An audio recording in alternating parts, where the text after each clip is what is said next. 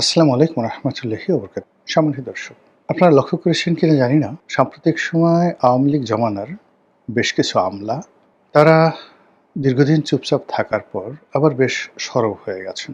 যেমন ধরুন, সিভিল সার্ভিসে যারা ছিলেন তাদের মধ্যে প্রধানমন্ত্রীর মুখ্য সচিব রূপে যিনি সবচেয়ে আলোচিত, সবচেয়ে সমালোচিত এবং পুরো সিভিল সার্ভিসটিকে যিনি ডমিনেট করতেন, সেই মিস্টার কাউস।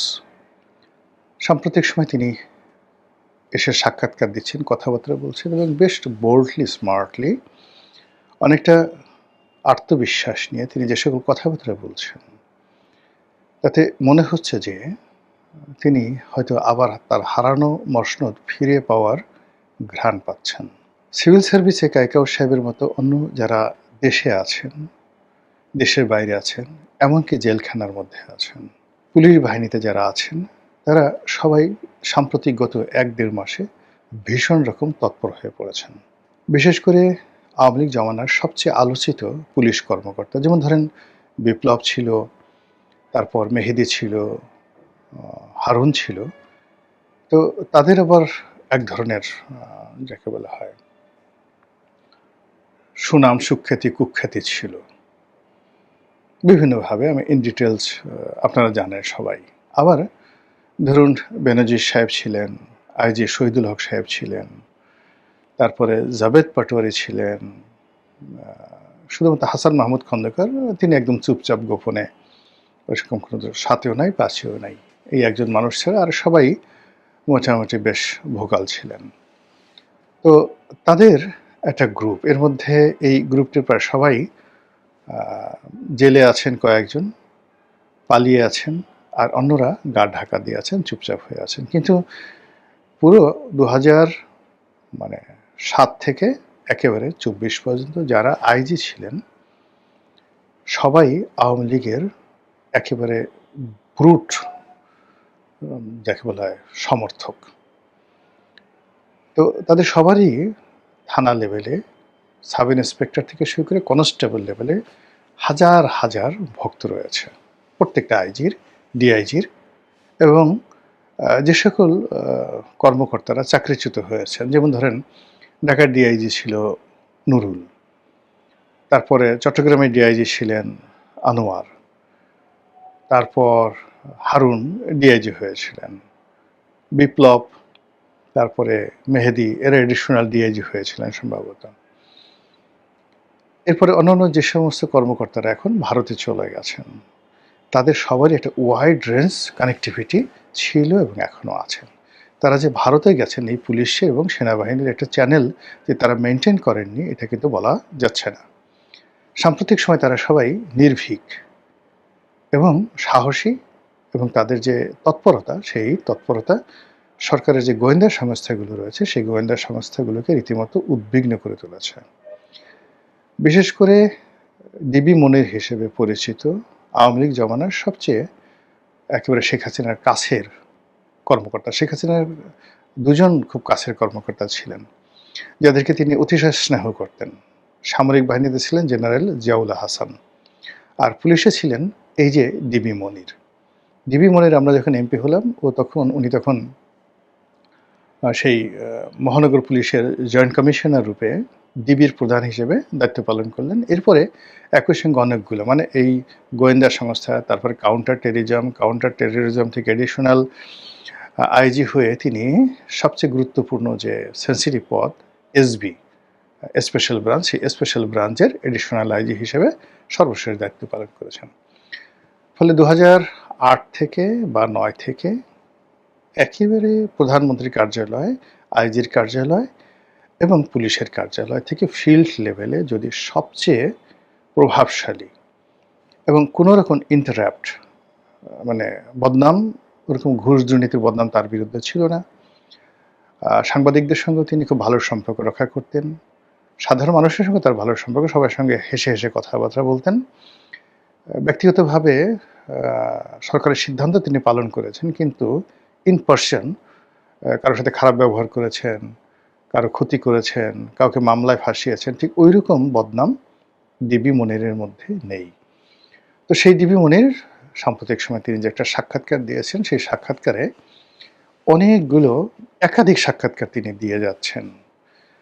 ফেসবুকে তিনি বেশ সরব, আ ইউটিউবে বেশ সরব এবং যে সকল প্ল্যাটফর্মগুলোতে আওয়ামী লীগের লোকজন কনটেন্ট ক্রিয়েট করেন তাদের সাথে তিনি খোলামেলা অনেকগুলো কথা বলেছেন।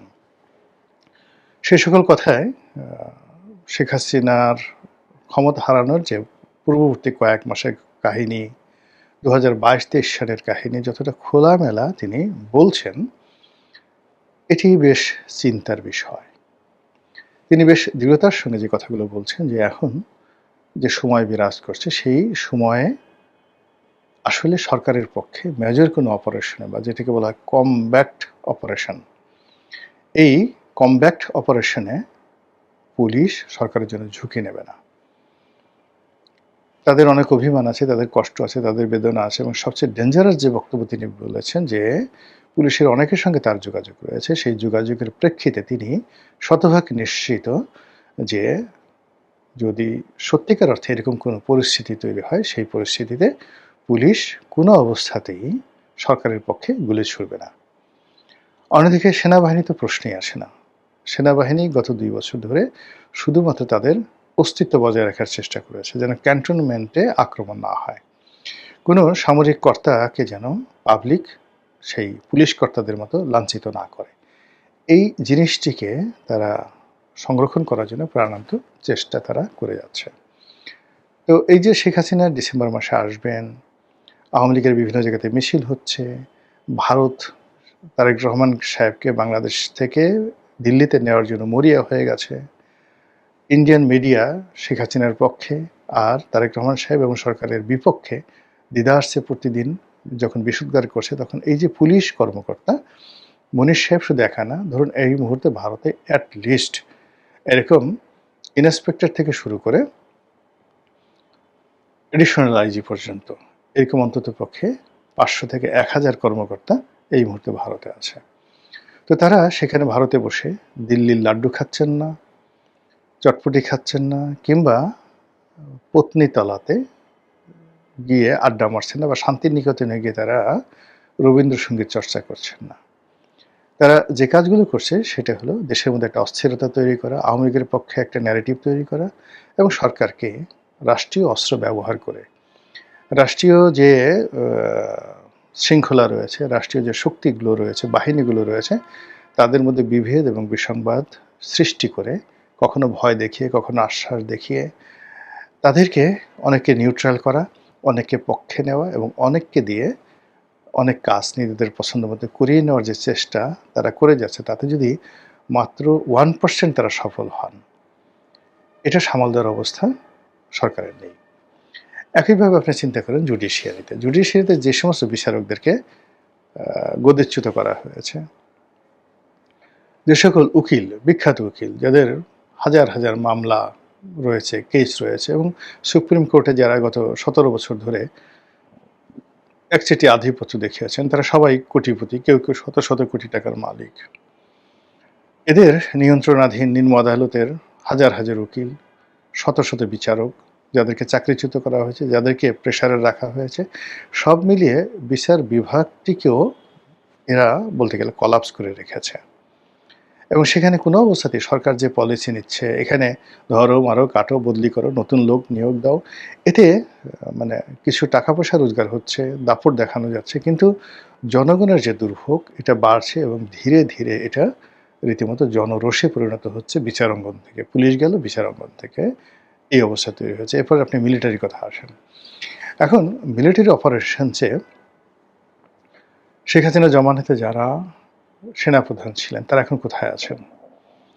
এদের মধ্যে বেশ কয়েকজন সেনাপ্রধান বেশ ইফেক্টিভ ছিলেন, বিশেষ করে জেনারেল আজিজ। জেনারেল আজিজ, কেউ তাকে মোটা আজিজ বলেন, কেউ তাকে নানা কথাবার্তা বলেন, কিন্তু যারা জেনারেল আজিজের সম্পর্কে জানেন, he is a man among the military, যে খুব অল্প সময়ের মধ্যে সিদ্ধান্ত দেওয়া এবং খুব অল্প সময়ের মধ্যে আপনি তার কাছে গিয়ে একটা কথা বলবেন, সেটা বোঝা এবং বুঝে সিদ্ধান্ত গ্রহণ করা। আমি সেনাবাহিনীতে তার মতো আর কাউকে দেখিনি। এর সাথে ৮৬ সন থেকে আমি সেনাপ্রধানদেরকে দেখে আসছি, কিন্তু জেনারেল আজিজের মতো এত দ্রুত সিদ্ধান্ত নিতে পারেন এবং সেই সিদ্ধান্ত বাস্তবায়ন করতে পারেন এবং আপনাকে সাহায্য করবেন বা করবেন না, এটা ১ মিনিটে তিনি বলে দিতে পারেন।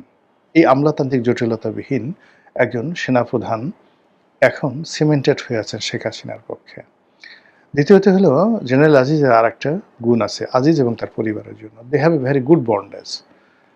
যেমন আইজি বেনজির। আইজি বেনজিরের কিন্তু ফ্যামিলি বন্ডেজ নেই। তার ভাইদের সঙ্গে, বোনদের সঙ্গে, তার বাবা-মার সঙ্গে, আত্মীয়স্বজনের সঙ্গে তার কোনো সম্পর্ক ভালো না। তার যত সম্পর্ক তার স্ত্রীর সঙ্গে, তার শ্যালকের সঙ্গে। কিন্তু আজিজ সাহেব এখানে সম্পূর্ণ ব্যতিক্রম। তিনি তার ভাইদেরকে, তার পরিবারকে, তার বন্ধু-বান্ধবদেরকে, তার আপনজনদেরকে প্রাণের চেয়ে ভালোবাসেন।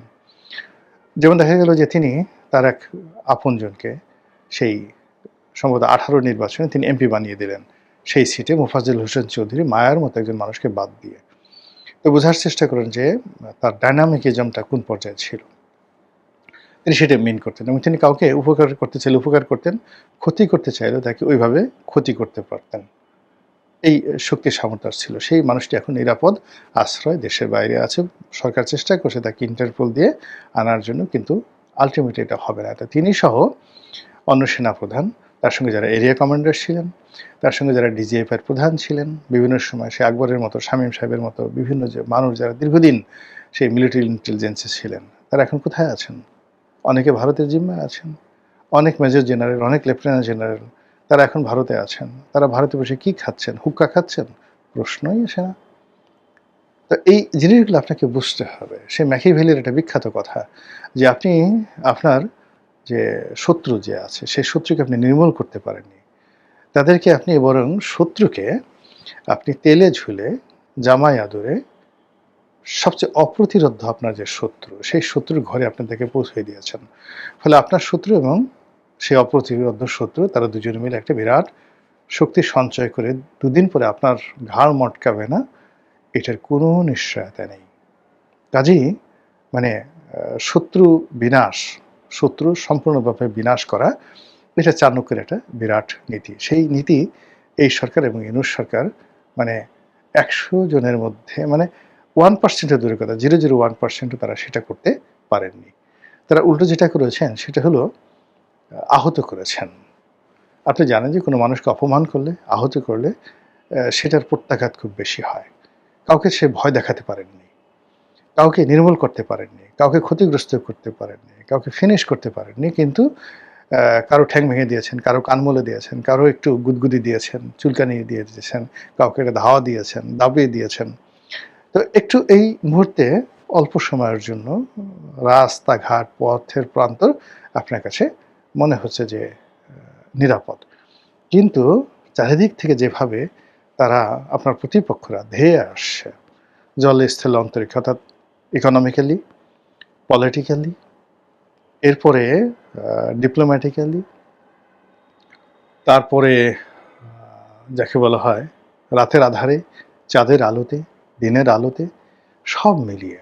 এবং সেখানে এই ১৭ বছর ধরে যারা রাষ্ট্র চালিয়েছেন, ১৭ বছর ধরে যারা প্রতিপক্ষকে রীতিমতো দৌড়ের উপর রেখেছেন এবং ১৭ বছর ধরে যারা প্রতিপক্ষের জীবনকে তছনছ করে দিয়েছেন, তারা যখন সম্মিলিতভাবে অল অন এ সাডেন একসাথে হৈ হুল্লোড় করে উঠছে, এটাকে আপনি যতই পাত্তা না দিতে চান, এটা আপনার ব্যাপার, বা আপনি যতই এটাকে তুচ্ছ তাচ্ছিল্য করতে চান, সেটাও আপনার ব্যাপার। কিন্তু একজন নাগরিক হিসেবে, সাধারণ মানুষ হিসেবে আমি এটাকে কোনো অবস্থাতেই স্বাভাবিক কোনো ঘটনা মনে করি না। মহান আল্লাহ আমাদের সবাইকে নিরাপদ রাখুন, হেদায়েত দান করুন এবং সুস্থ রাখুন। আসসালামু আলাইকুম ওয়া রাহমাতুল্লাহি ওয়া বারাকাতুহু।